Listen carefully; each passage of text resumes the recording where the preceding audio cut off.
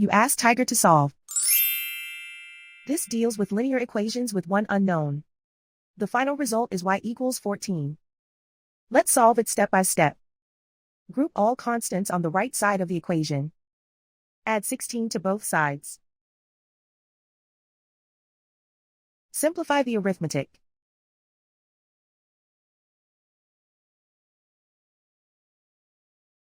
Isolate the y.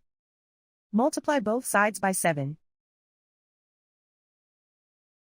Group like terms.